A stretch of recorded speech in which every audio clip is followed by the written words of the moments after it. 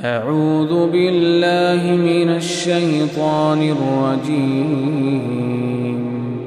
بسم الله الرحمن الرحيم اعوذ باللہ من الشیطان الرجیم بسم اللہ الرحمن الرحیم نحمدہ ونستعین وصلی اللہ تعالی علی محمد وآلہ الطیبین الطاہرین۔ انسان کے اندر 4 قوتیں ہیں۔ وہ 4 قوتیں کون کون سی ہیں؟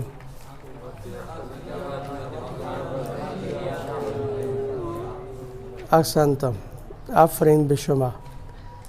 ان 4 قوتوں سے 4 صفات حاصل ہوتی ہیں۔ ان 4 قوتوں سے 4 صفات حاصل ہوتی ہیں۔ وہ 4 صفات اخلاق کی بنیاد ہیں۔ وہ 4 صفات اخلاق کی بنیاد ہیں۔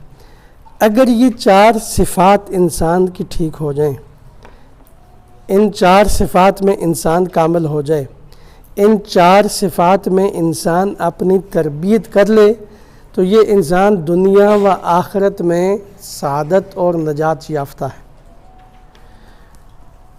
ان 4 میں سے کچھ تو ہم پہلے پڑھ چکے ہیں۔ کون کون سی پڑھی ہے بھائی؟ دیکھیے 4 قوتیں ہیں: قوہ عاقلہ، قوہ وہمیہ، قوہ غضبیہ اور قوہ شہویہ۔ قوہ عاقلہ سے جو صفت حاصل ہوتی ہے وہ ہے حکمت، اور قوہ غضب سے جو صفت حاصل ہوتی ہے وہ کیا ہے بھائی؟ شجاعت۔ اب جو درس ہمارا آج ہوگا اس میں ہم دیکھتے ہیں کہ یہ قوت شہویہ سے کون سی صفت انسان کو حاصل ہوتی ہے۔ موضوع درس ہمارا کیا تھا بھائی؟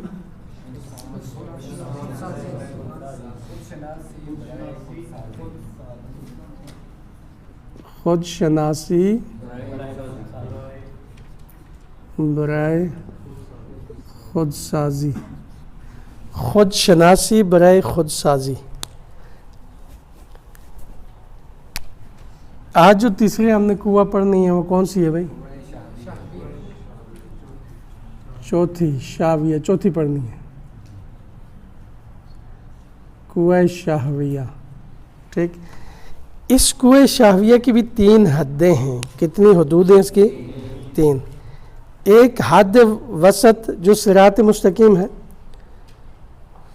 اور ایک حد افراط کی ہے اور ایک حد تفرید کی ہے۔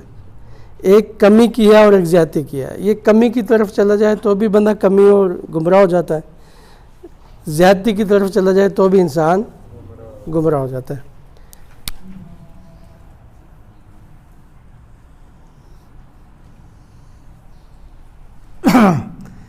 اس کی جو حد اعتدال ہے، صراط مستقیم، وہ ہے عفت۔ وہ کیا ہے بھائی؟ عفت۔ اور جو نیچے گر جائے وہ ہے خمود۔ خمود، جی، خمود۔ اور بڑھ جائے تو فجور۔ خمود بڑھ جائے تو فجور۔ حد اعتدال صراط مستقیم۔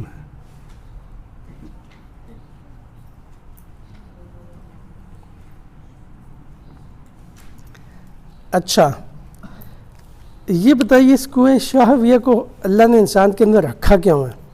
اس کی کیا ضرورت ہے؟ یہ انسان کی کون سی ضرورت کو پورا کرتی ہے؟ قوہ شہویہ کا تعلق کس کے ساتھ ہے؟ معقولات۔ قوہ شہویہ کن ضرورتوں کو پورا کرتی ہے؟ شاباش بولیں۔ معقولات، مشروبات،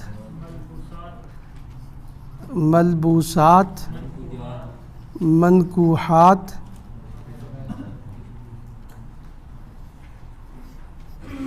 وغیرہ. ٹھیک. اگر انسان کے اندر یہ قوت نہ ہو تو انسان اپنی یہ ضروریات پوری نہیں کر سکتا. یہ ضروریات انسان اپنی پوری نہیں کر سکتا. لہٰذا اس قوت کے وسیلے سے انسان اپنی یہ ضروریات پوری کرتا ہے. یہ قوت ہے جو انسان کو مجبور کرتی ہے کہ وہ اٹھے، کام کرے، اپنے معقولات کا انتظام کرے، مشروبات کا انتظام کرے، ملبوسات کا انتظام کرے، منکوحات کا انتظام کرے. اچھا، اگر تو یہ جن چیزوں کو میں نے نام لیے ہیں ان چیزوں میں انسان حد اعتدال میں رہتا ہے، وہ انسان صفت عفت کا مالک ہے. کیا ہے بھائی؟ وہ عفت ہے، پاکیزگی، پاک دامنی، پاکیزگی. ٹھیک. یہ پاک دامنی لباس کے لحاظ سے، خوراک کے لحاظ سے، نکاح کے لحاظ سے، اور بھائی رہائش کے لحاظ سے، اور بہت سی جو جتنی صورتیں بنتی ہیں سب لحاظ سے یہ انسان پاک دامن ہوگا، یہ انسان عفیف ہوگا.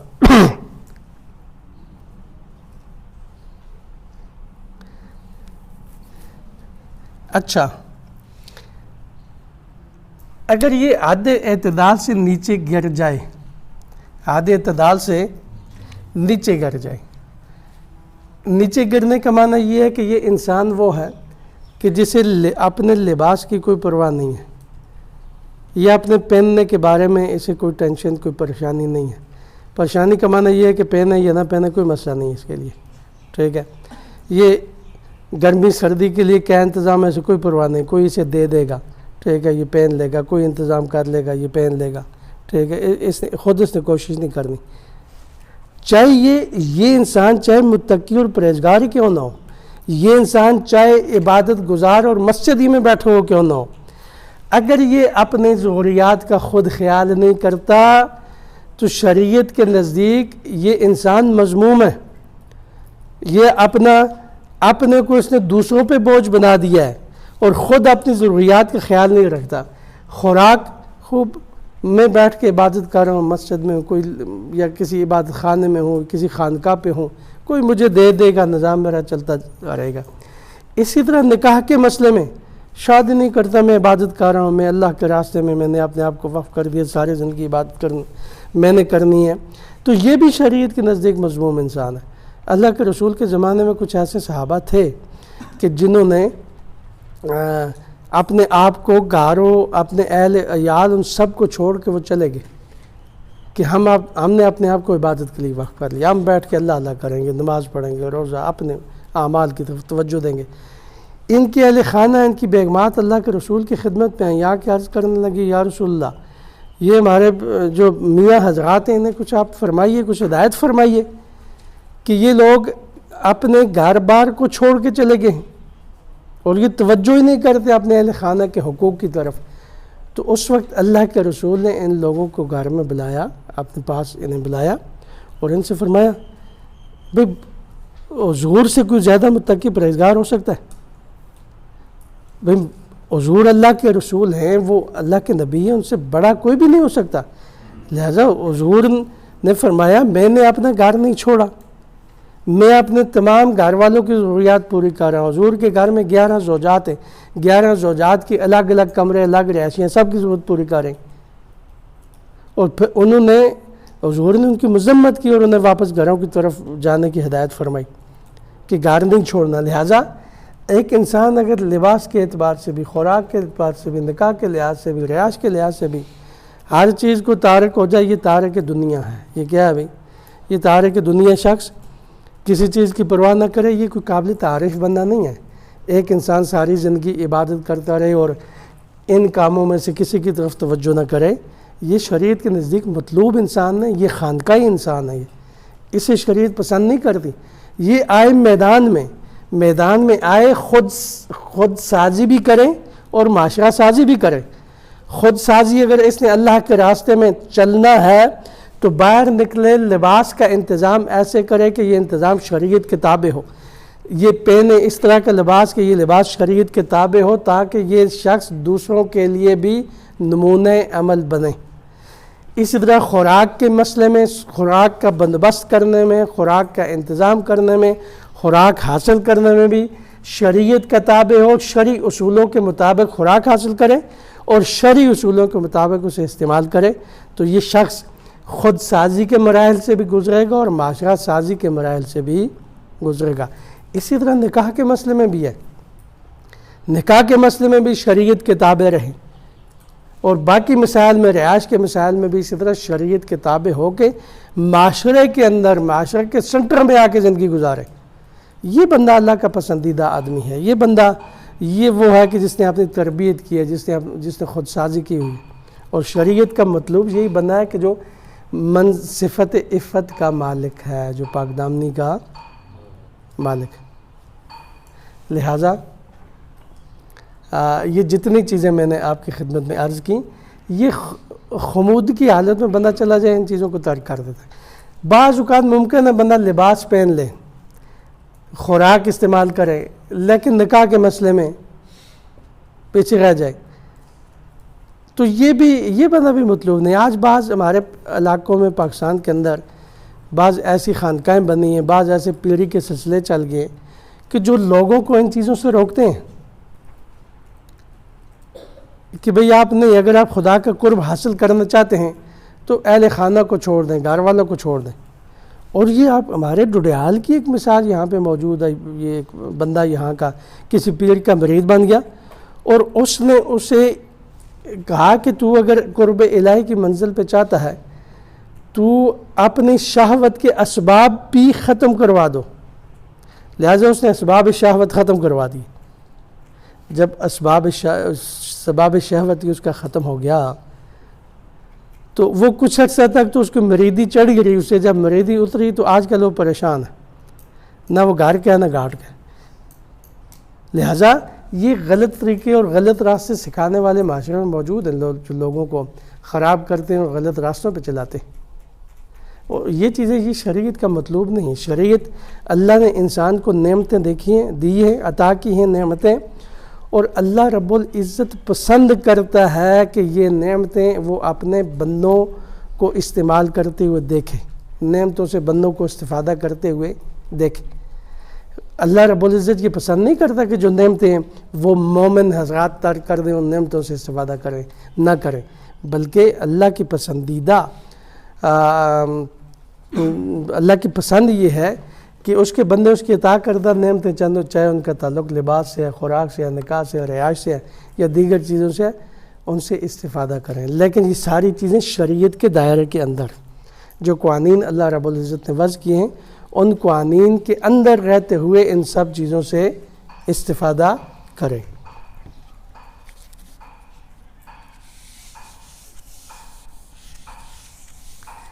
یہ تو تھا خمود۔ اب اگر ہو جائے فجور، کیا ہو جائے بھئی؟ فجور۔ فجور کا مطلب کیا؟ رہائش کے سلسلے میں فجور کیا ہے کہ رہائش جن ذرائع سے اس نے بنائی ہے وہ ذرائع غیر مشروع ہیں، وہ شرعی ذرائع نہیں ہیں، شریعت کے مطابق نہیں۔ جن ذرائع سے اس نے لباس حاصل کیا ہے وہ لباس شرعی نہیں ہے، اور پھر جس طرح کے اس نے لباس پہنا ہے وہ لباس بھی شرعی طریقہ نہیں ہے۔ اب نکاح شہوت جنسی کو پورا کرنے کے لیے، جنسی شہوت کو پورا کرنے کے لیے شرعی طریقوں کی طرف نہیں جاتا، غیر شرعی طریقے اختیار کرتا ہے۔ یہ بس لباس کے لحاظ سے نہیں تو لباس کے لحاظ سے یہ فاجر ہے، خوراک کے لحاظ سے یہ شریعت کی لحاظ نہیں کرتا تو یہ شخص خوراک کے لحاظ سے فاجر ہے۔ اگر یہ نکاح کے لحاظ سے شریعت کی پرواہ نہیں کرتا تو یہ نکاح کے لحاظ سے کیا ہے بھائی؟ فاجر ہے۔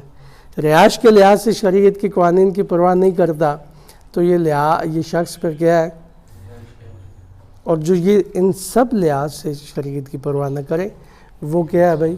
فاجر مطلق ہے۔ اگر تو شریعت کے دائرے سے باہر ہو جائے، یعنی انکار شریعت کر دے، پھر تو اصلاً کافر ہو گیا نا، پھر کافر ہے۔ لیکن اسلام کے دائرے کے اندر رہتا ہے، اسلام کے دائرے کے اندر رہتے ہوئے وہ شخص شریعت کے قوانین کی پامالی کرتا ہے تو وہ فاجر کہلاتا ہے۔ اچھا، یہ چیزیں جو میں نے آپ کو بتائیں یہ پاکدانی، دامنی اور عفت کو حاصل کرنے کے لیے، عفت کے لباس، عفت کا تعلق چاہے لباس سے ہے چاہے جس سے بھی ہے، ان سب چیزوں پہ انسان کو قابو پانے کی ضرورت ہے، مشق کرنے کی ضرورت ہے۔ دیکھیں انسان کو شہوت ہوتی ہے بہت سی چیزوں کی، مثلا طالب علم کو کس کی شہوت ہو سکتی ہے؟ ایک طالب علم کو نمبر 1 شہوت علم، کیا ہو سکتی ہے؟ شہوت علم۔ نمبر 2 شہوت شہرت۔ نمبر 3 شہوت مقام۔ نمبر 4 شہوت مال، ٹھیک ہے، اور وہ آگے شہرت میں آ جاتی ہے، اور بہت سے موارد لکھے جا سکتے ہیں، بہرحال یہ کافی۔ ایک دیکھیں، ایک علم کی شہوت ہے، ایک کیا ہے بھائی؟ علم کی شہوت ہے۔ علم کی شہوت والے شخص کی کچھ علامات ہوتی ہیں۔ یہ شخص علم بکھیرتا ہے، یہ کیا کرتا ہے؟ جا بجا یہ علم کو بکھیرتا رہتا ہے، ٹھیک ہے، چھلکتا رہتا ہے۔ ہاں، وہ اب علم اس کے پاس آئے، علم جب انسان کے پاس آتا ہے تو انسان کے اندر، عالم کے اندر تواضع پیدا ہو جاتی ہے۔ کیا پیدا ہو جاتی ہے؟ جتنا زیادہ علم اتنا یہ متواضع ہو جاتا ہے۔ اگر علم کے ساتھ ساتھ تواضع پیدا نہ ہو بلکہ تکبر پیدا ہو جائے تو یہ جو تکبر ہے یہ شہوت علمی کا نتیجہ ہے۔ میں بہت بڑا عالم ہوں، میں بہت لائق طالب علم ہوں، میں زبردست قسم کا استاد ہوں، میں زبردست قسم کا خطیب ہوں، میں فلاں ہوں، میں فلاں ہوں۔ یہ ساری چیزیں جب ساتھ علم کے ساتھ تکبر پیدا ہو جائے، علم کے ساتھ منفی صفات پیدا ہونی شروع ہو جائیں، اور پھر بعض اوقات غیبت بھی کرنا شروع ہو جاتے ہیں، حسد پیدا ہو جاتی ہے دل میں۔ ایک بندہ جو علم کے لحاظ سے لائق ہے، فاضل عالم ہے، اگر اس کے مقابلے میں دوسرا کوئی عالم آ جائے تو اگر یہ اس کا علم اس کی شہوت ہے تو پھر نتیجتاً دوسرے عالم کے مقابلے میں اس کے دل میں حسد پیدا ہو جائے گی، اور اس حسد کا نتیجہ اور کئی بیماریوں کی صورت میں سامنے آتا ہے۔ لہٰذا یہ ابھی سے طلبگی کے زمانے میں ہمیں علم کو شہوت نہیں عفت بنانا ہے۔ شہوت علمی کو عفت علمی میں ہم نے تبدیل کرنا ہے، ساتھ ساتھ وہ منفی صفات کہ جو ایک طالب علم اور ایک عالم میں پیدا ہو سکتی ہیں ہم نے انہیں کیا کرنا ہے بھائی؟ کنٹرول کرنا ہے۔ اسی طرح علم شہرت، آپ جو ہے وہ ماشاءاللہ بڑے علم کی ایک بڑی منزل پہ فائز ہو گئے، اسی طرح آپ اجتہاد کی منزل پہ فائز ہو گئے، بہت بڑے خطیب بن گئے آپ، ٹھیک ہے، اور یہ شہرت پہ جا کے پھر انسان کے لیے مسئلہ بن جاتی ہے کہ شہرت خود ایک شہوت بن جاتی ہے۔ اسی طرح شہرت مقام ہے، اسی طرح مال ہے، یہ ساری وہ چیزیں ہیں کہ جو اسی قوہ شہویہ کی وجہ سے انسان کے اندر پیدا ہوتی ہیں۔ انسان کی شہرت ہو کوئی مسئلہ نہیں ہے، لیکن یہ اسے اپنا مسئلہ نہ بنائے، یہ اسے شہوت میں نہ بدلے۔ اسی طرح مقام ہو اس کے پاس تو خوب اچھی بات ہے، اللہ کی نعمت ہے یہ بھی، لیکن اس مقام کو شہوت میں نہ بدلے۔ اسی طرح مال، یہ بھی اللہ کی نعمت ہے، لیکن یہ ساری چیزیں شہوت نہیں ہونی چاہیے۔ اللہ رب العزت سے یہ دعا ہے کہ وہ ہمیں صحیح خود شناسی اور درست طریقے سے خود سازی کی توفیق عطا فرمائے۔ صلوات پڑھ دیجیے محمد والے محمد۔ اللہم صلی علی محمد وآل محمد۔ انسان کے اندر اعوذ باللہ من الشیطان الرجیم بسم اللہ الرحمن الرحیم نحمدہ ونستعین صلی اللہ تعالی علی محمد وآلہ الطیبین الطاہرین۔ انسان کے اندر 4 قوتیں ہیں۔ وہ 4 قوتیں کون کون سی ہیں؟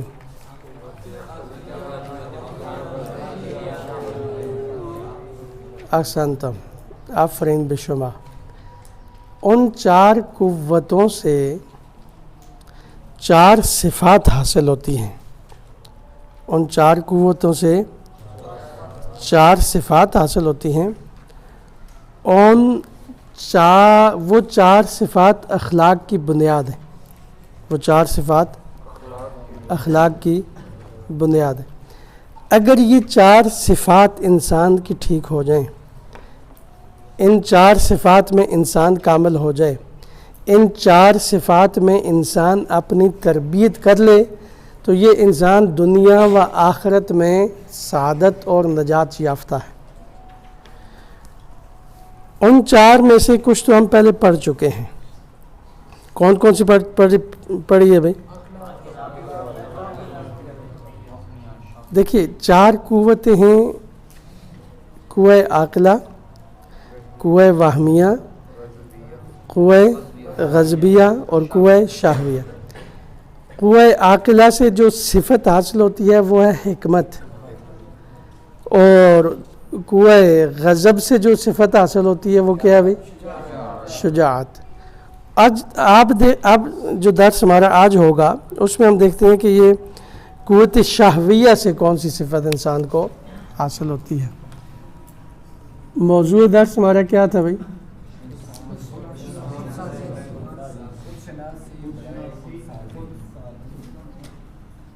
خود شناسی برائے خود سازی۔ خود شناسی برائے خود سازی۔ آج جو تیسری ہم نے قوہ پڑھنی ہے وہ کون سی ہے بھائی؟ چوتھی، شاویہ، چوتھی پڑھنی ہے، قوہ شہویہ۔ ٹھیک، اس قوہ شہویہ کی بھی 3 حدیں ہیں۔ کتنی حدود ہیں اس کی؟ 3۔ ایک حد وسط جو صراط مستقیم ہے، اور ایک حد افراط کی ہے اور ایک حد تفرید کی ہے۔ ایک کمی کی ہے اور ایک زیادتی کی ہے۔ یہ کمی کی طرف چلا جائے تو بھی بندہ کمی اور گمراہ ہو جاتا ہے، زیادتی کی طرف چلا جائے تو بھی انسان گمراہ ہو جاتا ہے۔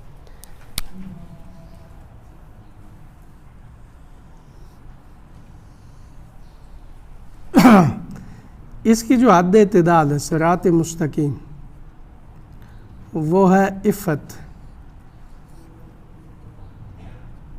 وہ کیا ہے بھائی؟ عفت۔ اور جو نیچے گر جائے وہ ہے خمود۔ خمود، جی خمود۔ اور بڑھ جائے تو فجور۔ خمود بڑھ جائے تو فجور۔ حد اعتدال صراط مستقیم ہے۔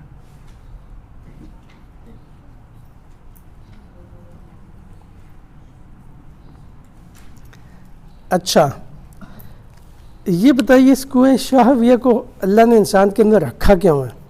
اس کی کیا ضرورت ہے؟ یہ انسان کی کون سی ضرورت کو پورا کرتی ہے؟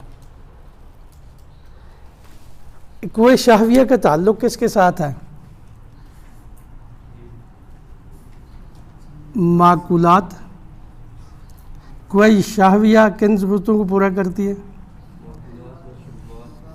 شاباش، بولے۔ معقولات، مشروبات،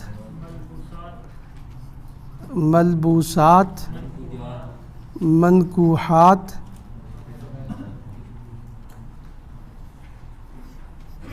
وغیرہ۔ ٹھیک، اگر انسان کے اندر یہ قوہ نہ ہو تو انسان اپنی یہ ضروریات پوری نہیں کر سکتا۔ یہ ضروریات انسان اپنی پوری نہیں کر سکتا. لہٰذا اس کنویں کے وسیلے سے انسان اپنے یہ ضروریات پورے کرتا ہے. یہ قوت ہے جو انسان کو مجبور کرتی ہے کہ وہ اٹھے، کام کرے، اپنے معقولات کا انتظام کرے، مشروبات کا انتظام کرے، ملبوسات کا انتظام کرے، منکوحات کا انتظام کرے. اچھا، اگر تو یہ جن چیزوں کو میں نے نام لیے ہیں ان چیزوں میں انسان حد اعتدال میں رہتا ہے، وہ انسان صفت عفت کا مالک ہے. کیا ہے بھائی؟ وہ عفت ہے، پاکیزگی، پاک دامنی، پاکیزگی. ٹھیک، یہ پاک دامنی لباس کے لحاظ سے، خوراک کے لحاظ سے، نکاح کے لحاظ سے، اور بھائی رہائش کے لحاظ سے، اور بہت سی جو جتنی صورتیں بنتی ہیں سب لحاظ سے یہ انسان پاک دامن ہوگا، یہ انسان عفیف ہوگا.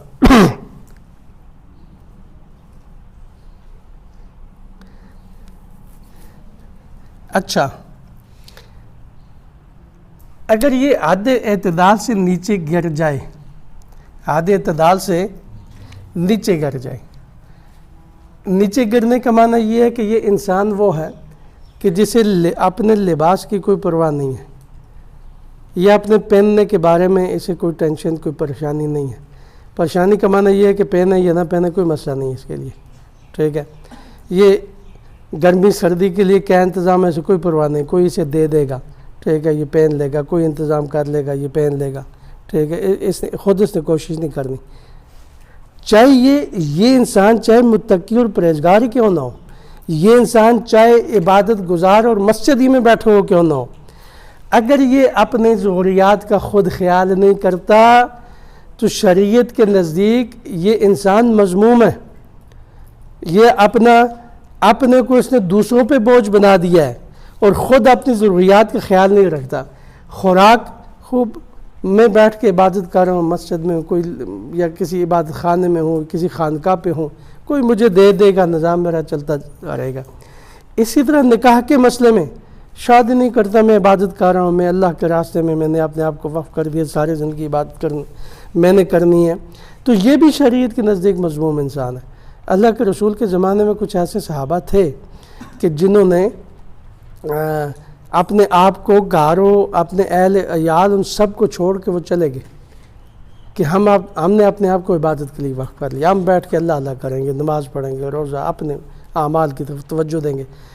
ان کی اہل خانہ، ان کی بیگمات اللہ کے رسول کی خدمت پہ آئیں، یا کہ عرض کرنے لگی یا رسول اللہ، یہ ہمارے جو میاں حضرات ہیں انہیں کچھ آپ فرمائیے، کچھ ہدایت فرمائیے کہ یہ لوگ اپنے گھر بار کو چھوڑ کے چلے گئے ہیں اور یہ توجہ ہی نہیں کرتے اپنے اہل خانہ کے حقوق کی طرف. تو اس وقت اللہ کے رسول نے ان لوگوں کو گھر میں بلایا، اپنے پاس انہیں بلایا اور ان سے فرمایا، بھئی حضور سے کوئی زیادہ متقی پرہیزگار ہو سکتا ہے؟ بھئی حضور اللہ کے رسول ہیں، وہ اللہ کے نبی ہیں، ان سے بڑا کوئی بھی نہیں ہو سکتا. لہذا حضور نے فرمایا میں نے اپنا گھر نہیں چھوڑا، میں اپنے تمام گھر والوں کی ضروریات پوری کر رہا ہوں. حضور کے گھر میں 11 زوجات ہیں، 11 زوجات کی الگ الگ کمرے، الگ رہائشیں، سب کی ضرورت پوری کریں. اور پھر حضور نے ان کی مذمت کی اور انہیں واپس گھروں کی طرف جانے کی ہدایت فرمائی کہ گھر نہیں چھوڑنا. لہٰذا ایک انسان اگر لباس کے اعتبار سے بھی، خوراک کے اعتبار سے بھی، نکاح کے لحاظ سے بھی، رہائش کے لحاظ سے بھی ہر چیز کو تارک ہو جائے، یہ تارک دنیا ہے. یہ کیا ہے بھائی؟ یہ تارک دنیا شخص کسی چیز کی پرواہ نہ کرے، یہ کوئی قابل تعریف بندہ نہیں ہے. ایک انسان ساری زندگی عبادت کرتا رہے اور ان کاموں میں سے کسی کی طرف توجہ نہ کرے، یہ شریعت کے نزدیک مطلوب انسان ہے، یہ خانقاہی انسان ہے، اسے شریعت پسند نہیں کرتی. یہ آئے میدان میں آئے، خود سازی بھی کرے اور معاشرہ سازی بھی کرے. خود سازی اگر اس نے اللہ کے راستے میں چلنا ہے تو باہر نکلے، لباس کا انتظام ایسے کرے کہ یہ انتظام شریعت کے تابع ہو. یہ پہنے اس طرح کا لباس کہ یہ لباس شریعت کے تابع ہو، تاکہ یہ شخص دوسروں کے لیے بھی نمونۂ عمل بنے۔ اسی طرح خوراک کے مسئلے میں، خوراک کا بندوبست کرنے میں، خوراک کا انتظام کرنے میں، خوراک حاصل کرنے میں بھی شریعت کا تابع ہو، شرعی اصولوں کے مطابق خوراک حاصل کرے اور شرعی اصولوں کے مطابق اسے استعمال کرے، تو یہ شخص خود سازی کے مراحل سے بھی گزرے گا اور معاشرہ سازی کے مراحل سے بھی گزرے گا۔ اسی طرح نکاح کے مسئلے میں بھی ہے، نکاح کے مسئلے میں بھی شریعت کے تابع رہیں، اور باقی مسائل میں، رہائش کے مسائل میں بھی اسی طرح شریعت کے تابع ہو کے معاشرے کے اندر، معاشرے کے سنٹر میں آ کے زندگی گزارے۔ یہ بندہ اللہ کا پسندیدہ آدمی ہے، یہ بندہ یہ وہ ہے کہ جس نے اپنی تربیت کی ہے، جس نے خود سازی کی ہوئی، اور شریعت کا مطلوب یہی بندہ ہے کہ جو صفت عفت کا مالک ہے، جو پاک دامنی کا مالک ہے۔ لہٰذا یہ جتنی چیزیں میں نے آپ کی خدمت میں عرض کی، یہ خمود کی حالت میں بندہ چلا جائے ان چیزوں کو ترک کر دیتا ہے۔ بعض اوقات ممکن ہے بندہ لباس پہن لے، خوراک استعمال کرے، لیکن نکاح کے مسئلے میں پیچھے رہ جائے، تو یہ بندہ بھی مطلوب نہیں۔ آج بعض ہمارے علاقوں میں، پاکستان کے اندر بعض ایسی خانقاہیں بنی ہیں، بعض ایسے پیڑھی کے سلسلے چل گئے کہ جو لوگوں کو ان چیزوں سے روکتے ہیں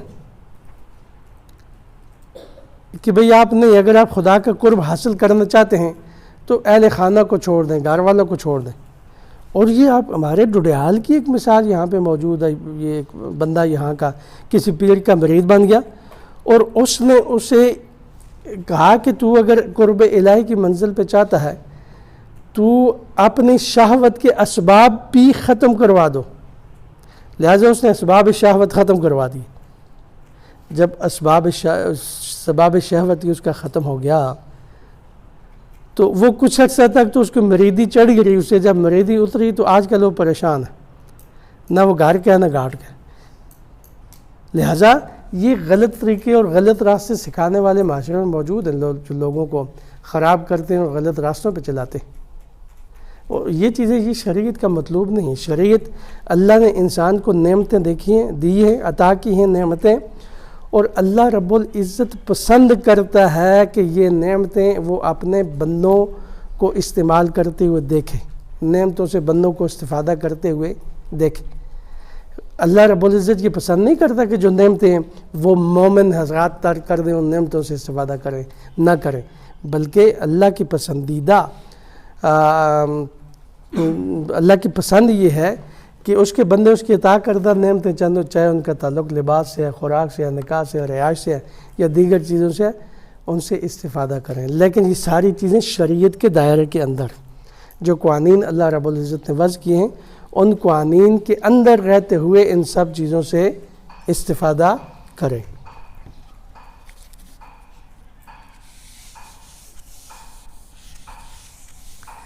یہ تو تھا خمود۔ اب اگر ہو جائے فجور، کیا ہو جائے بھائی؟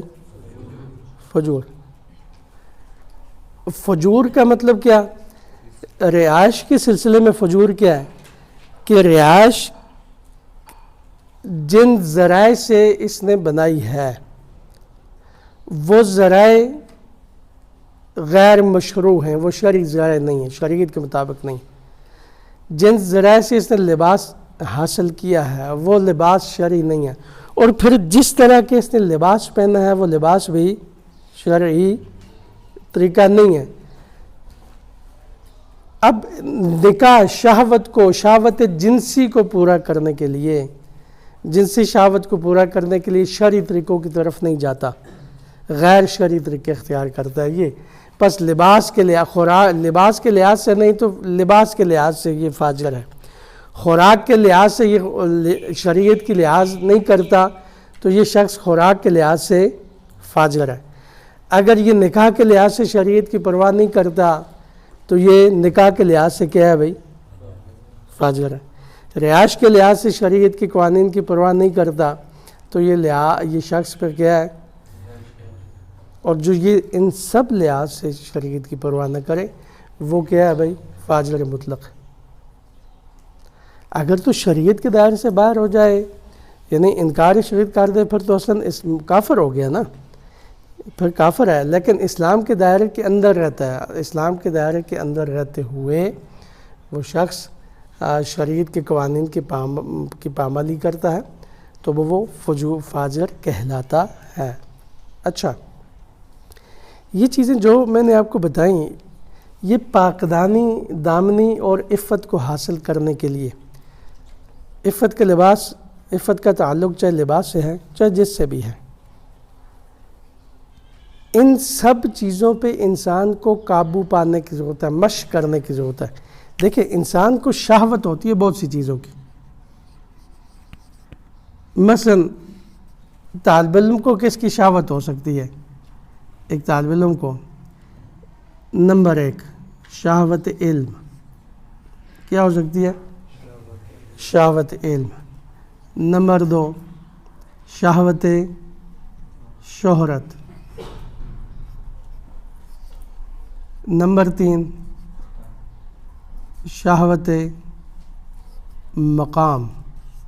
نمبر 4 شہوت مال، ٹھیک ہے، اور وہ آگے شہرت میں آ جاتی ہے، اور بہت سے موارد لکھے جا سکتے ہیں، بہرحال یہ کافی۔ ایک دیکھیں، ایک علم کی شہوت ہے، ایک کیا ہے بھائی؟ علم کی شہوت ہے۔ علم کی شہوت والے شخص کی کچھ علامات ہوتی ہیں۔ یہ شخص علم بکھیرتا ہے، یہ کیا کرتا ہے؟ جا بجا یہ علم کو بکھیرتا رہتا ہے، ٹھیک ہے، چھلکتا رہتا ہے۔ ہاں، وہ اب علم اس کے پاس آئے، علم جب انسان کے پاس آتا ہے تو انسان کے اندر، عالم کے اندر تواضع پیدا ہو جاتی ہے۔ کیا پیدا ہو جاتی ہے؟ جتنا زیادہ علم اتنا یہ متواضع ہو جاتا ہے۔ اگر علم کے ساتھ ساتھ تواضع پیدا نہ ہو بلکہ تکبر پیدا ہو جائے تو یہ جو تکبر ہے یہ شہوت علمی کا نتیجہ ہے۔ میں بہت بڑا عالم ہوں، میں بہت لائق طالب علم ہوں، میں زبردست قسم کا استاد ہوں، میں زبردست قسم کا خطیب ہوں، میں فلاں ہوں، میں فلاں ہوں۔ یہ ساری چیزیں جب ساتھ علم کے ساتھ تکبر پیدا ہو جائے، علم کے ساتھ منفی صفات پیدا ہونی شروع ہو جائیں، اور پھر بعض اوقات غیبت بھی کرنا شروع ہو جاتے ہیں، حسد پیدا ہو جاتی ہے دل میں۔ ایک بندہ جو علم کے لحاظ سے لائق ہے، فاضل عالم ہے، اگر اس کے مقابلے میں دوسرا کوئی عالم آ جائے تو اگر یہ اس کا علم اس کی شہوت ہے تو پھر نتیجتاً دوسرے عالم کے مقابلے میں اس کے دل میں حسد پیدا ہو جائے گی، اور اس حسد کا نتیجہ اور کئی بیماریوں کی صورت میں سامنے آتا ہے۔ لہٰذا یہ ابھی سے طلبگی کے زمانے میں ہمیں علم کو شہوت نہیں عفت بنانا ہے۔ شہوت علمی کو عفت علمی میں ہم نے تبدیل کرنا ہے، ساتھ ساتھ وہ منفی صفات کہ جو ایک طالب علم اور ایک عالم میں پیدا ہو سکتی ہیں، ہم نے انہیں کیا کرنا ہے بھائی؟ کنٹرول کرنا ہے۔ اسی طرح علم شہرت، آپ جو ہے وہ ماشاءاللہ بڑے علم کی ایک بڑی منزل پہ فائز ہو گئے، اسی طرح آپ اجتہاد کی منزل پہ فائز ہو گئے، بہت بڑے خطیب بن گئے آپ، ٹھیک ہے، اور یہ شہرت پہ جا کے پھر انسان کے لیے مسئلہ بن جاتی ہے، کہ شہرت خود ایک شہوت بن جاتی ہے۔ اسی طرح شہرت مقام ہے، اسی طرح مال ہے، یہ ساری وہ چیزیں ہیں کہ جو اسی قوہ شہویہ کی وجہ سے انسان کے اندر پیدا ہوتی ہیں۔ انسان کی شہرت ہو کوئی مسئلہ نہیں ہے، لیکن یہ اسے اپنا مسئلہ نہ بنائے، یہ اسے شہوت میں نہ بدلے۔ اسی طرح مقام ہو اس کے پاس تو خوب اچھی بات ہے، اللہ کی نعمت ہے یہ بھی، لیکن اس مقام کو شہوت میں نہ بدلے۔ اسی طرح مال، یہ بھی اللہ کی نعمت ہے، لیکن یہ ساری چیزیں شہوت نہیں ہونی چاہیے۔ اللہ رب العزت سے یہ دعا ہے کہ وہ ہمیں صحیح خود شناسی اور درست طریقے سے خود سازی کی توفیق عطا فرمائے۔ صلوات پڑھ دیجیے محمد و علی محمد۔